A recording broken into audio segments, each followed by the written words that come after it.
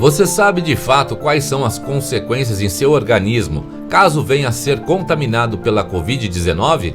Será que se trata apenas de mais uma gripe que só afeta quem pertence aos grupos de risco?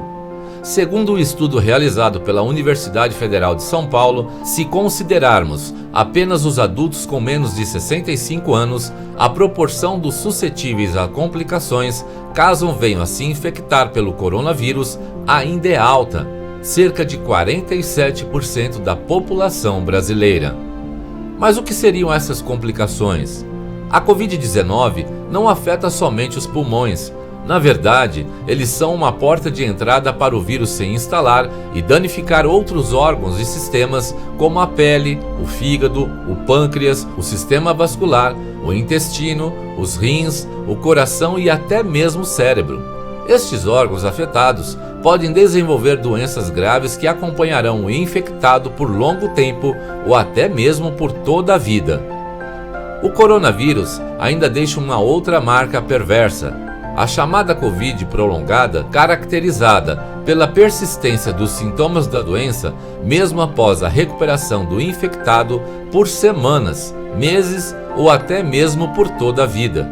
Seus sintomas mais comuns são fadiga constante, tosse persistente, falta de ar e incapacidade de sentir cheiros e gostos. A síndrome de fadiga crônica é uma condição debilitante de longo prazo, marcada por esgotamento que não melhora com repouso ou sono e que afeta os pacientes em todos os aspectos da sua rotina. Em outras palavras, quem desenvolve a síndrome de fadiga crônica não consegue fazer sozinho as tarefas diárias da vida, como cozinhar ou ir ao mercado, por exemplo. Quando falamos das consequências da Covid, não podemos nos limitar somente aos milhões de mortos, mas também aos milhões de supostos recuperados que não se livraram dos sintomas graves da doença, com sérios prejuízos à sua qualidade de vida.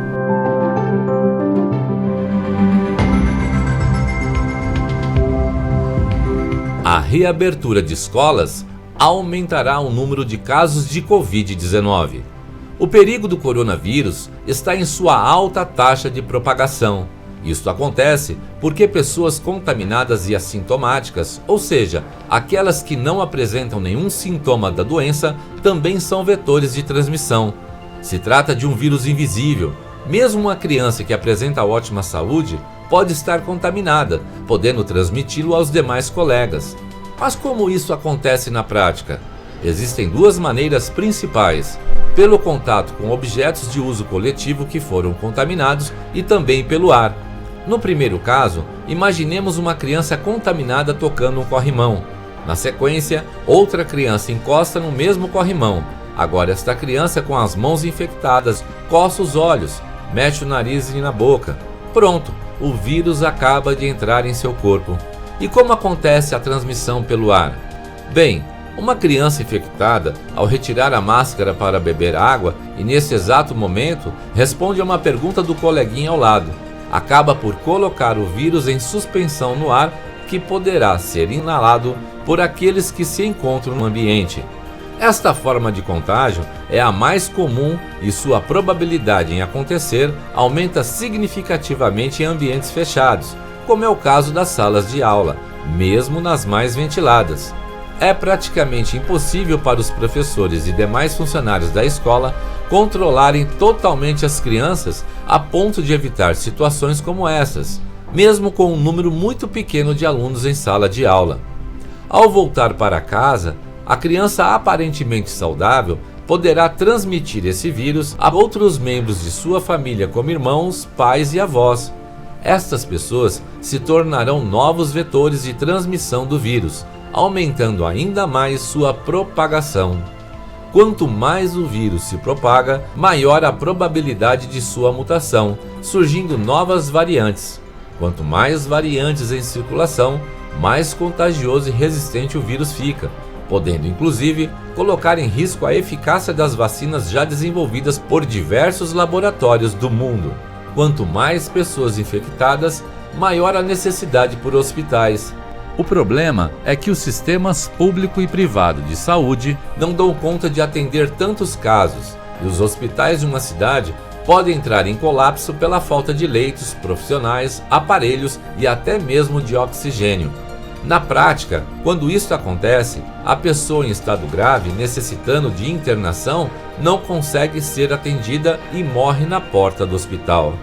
Situação dramática que, infelizmente, pudemos acompanhar nas cidades do Amazonas e Pará e que pode muito bem ser estendida por todo o Brasil. Nós, professores e demais profissionais da educação de Cajamar, nos posicionamos contrários à abertura das escolas enquanto não houver imunização em massa e reivindicamos condições pedagógicas e trabalhistas de ensino remoto adequadas para que o desenvolvimento intelectual, afetivo, cultural e social dos alunos não seja prejudicado. Faça parte desta luta em defesa da vida e por uma escola pública, inclusiva, verdadeiramente democrática e de qualidade. Fiquem atentos, acompanhem nossas ações em nossos canais de comunicação.